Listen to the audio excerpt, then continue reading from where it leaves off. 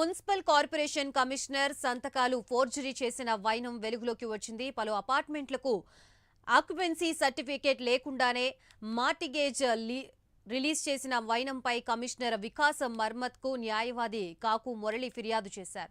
9 భవనాలకి సంబంధించిన డాక్యుమెంట్లను న్యాయవాది మురళి అధికారులకు అందించారు. ఈ వ్యవహారంలో మేయర్ భర్త వైసీపీకి చెందిన నేత ప్రమేయం ఉందని న్యాయవాది అనుమానం వ్యక్తం చేశారు.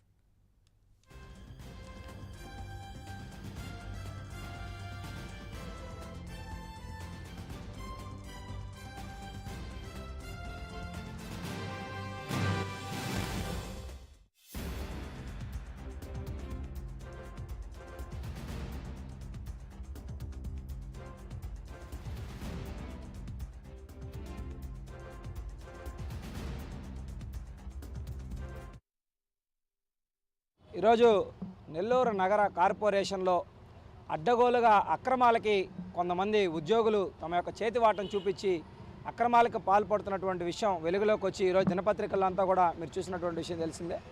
అయితే న్యాయవాదిగా ప్రాక్టీస్ చేసినటువంటి మా దగ్గరికి కొన్ని అపార్ట్మెంట్లకు సంబంధించి లీగల్ ఒపీనియన్ కోసం కొంతమంది వ్యక్తులు వచ్చినప్పుడు దాంట్లో ఉన్నటువంటి అవకతవకల్ని మేము పసిగట్టడం జరిగింది.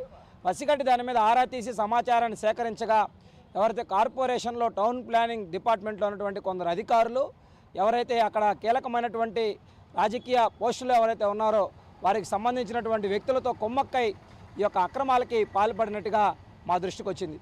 ఈ యొక్క అక్రమాలు ఏంటంటే ఏదైతే బిల్డింగ్లకి పర్మిషన్లు తీసుకున్నప్పుడు ఈ యొక్క కార్పొరేషన్లో మార్టిగేజ్లో ఉంచి వాటి నిర్మాణాలు చేపట్టి ఆక్యుపెన్సీ సర్టిఫికేట్ వచ్చిన తర్వాత మార్టిగేజ్లను విడుదల చేసేటువంటి ప్రక్రియ సాధారణంగా జరుగుతూ ఉంటుంది.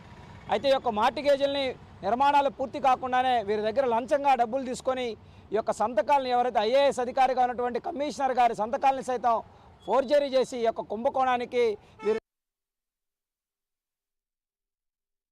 స్పందించిన మున్సిపల్ కమిషనర్ వికాస్ 3 రోజుల్లో విచారణ పూర్తి చేయాలని ఆదేశించారు. పలు చోట్ల నిబంధనలకి విరుద్ధంగా భవన నిర్మాణాలు జరగడంపై ఆగ్రహం వ్యక్తం చేశారు.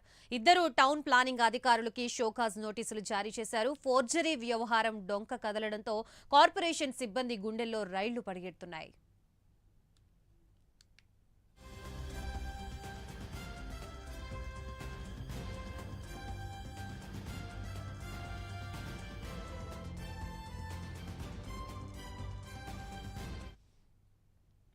రైట్, మొత్తంగా ఇదే అంశానికి సంబంధించి మనకి పూర్తి సమాచారం ఇవ్వడానికి నెల్లూరు నుంచి మా ప్రతినిధి నరేష్ సిద్ధంగా ఉన్నారు. నరేష్.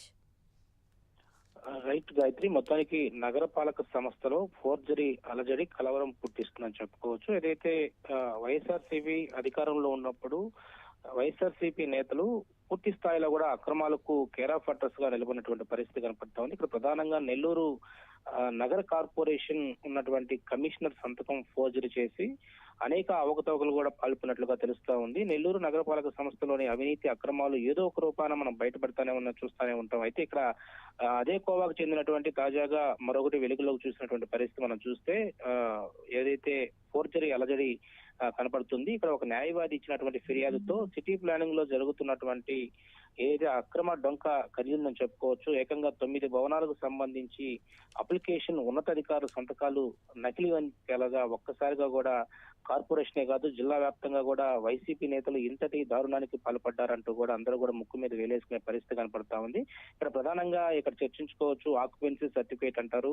దీన్ని ఓసీగా పరిగణలోకి తీసుకుంటారు. ఎందుకంటే ఒక అపార్ట్మెంట్ పూర్తి స్థాయిలో అయిపోయిన తర్వాత మార్టిగేజ్ సంబంధించినటువంటి ఒకటి ఆక్యుపెన్సీ సర్టిఫికేట్ పూర్తయితే దాన్ని మార్టిగేజ్ నుండి విడుదల చేయాల్సినటువంటి పరిస్థితి కనపడుతుంది. అయితే ఇక్కడ నెల్లూరులోని వివిధ ప్రాంతాలకు చెందినటువంటి భవనాలు తాలూకా పత్రాలు కమిషనర్ సంతకాలు ఫోర్జరీ జరిగినట్లుగా నిబంధనలు అతిక్రమించినట్లుగా విరుద్ధ పద్ధతిలో ప్రక్రియను ముందుకు తీసుకెళ్లినట్లుగా ఇప్పటికే న్యాయవాది ఇచ్చినటువంటి కాకు మురళి లిఖితపూర్వకంగా కూడా కమిషనర్ వికాస్ మర్మత్కు ఫిర్యాదు చేశారు. వికాస్ మర్మత్ వెంటనే వాటన్నిటిని కూడా ఆ సంతకాలన్నింటినీ కూడా ఆయన క్షుణ్ణంగా పరిశీలించి ఈ సంతకాలు నాది కావని తెలియడంతో ఒక్కసారిగా కూడా కమిషనర్ ఏదైతే టౌన్ ప్లానింగ్ సంబంధించినటువంటి అధికారులు ఇద్దరికి ఏదైతే ఒక నోటీసును కూడా జారీ చేయడం జరిగింది. అయితే ఇక్కడ ప్రధానంగా ఇది శనివారం వెలుగులోకి రావడంతో ఒక కలవరం అయితే లేపింది. లీగల్ అభిప్రాయాల నేపథ్యంలో కొన్ని పత్రాలు పరిశీలించిన తర్వాత కూడా మొత్తానికి ఒక 70 భవనాల వరకు కూడా ఈ విధంగా ఫోర్జరీ సంతకాలు చేసుంటారని చెప్పి, అదే విధంగా దొడ్డిదారున వీటన్నిటికి కూడా ఓసీ అప్లికేషన్స్ ఇచ్చారంటూ కూడా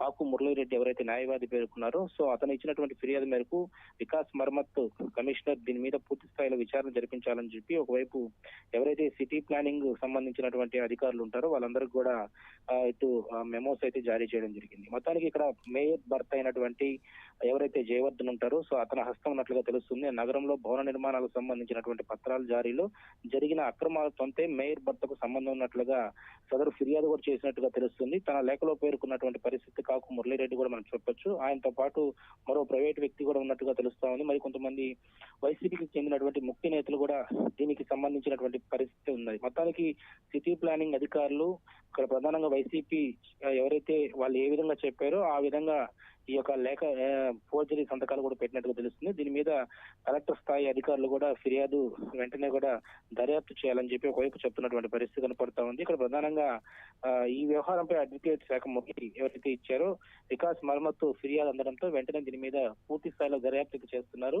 ఒక కార్పొరేషన్ సంబంధించినటువంటి ఒక ఐఏఎస్ క్యాడర్ అయినటువంటి వికాస్ మర్మత్ యొక్క సంతకాన్ని ఫోర్జరీ చేస్తే ఇంతవరకు తెలియకుండా ఉంటుందా అని చెప్పి మరోవైపు విమర్శలు అయితే వస్తున్నాయి. వైసీపీ నాయకులు ఇలాంటి పరిస్థితులే జిల్లా వ్యాప్తంగానే కాదు రాష్ట్ర వ్యాప్తంగా ఇలాంటి పరిస్థితులు పూనుకున్నారు. వెంటనే రాష్ట్ర వ్యాప్తంగా కూడా ఇలాంటి వాటిపై లోతైన విచారణ జరిపించాలని చెప్పి తెదేపా నాయకులు పట్టుబడుతున్నటువంటి పరిస్థితి కనపడుతోంది. Gayatri. Right, thank you for the update Naresh.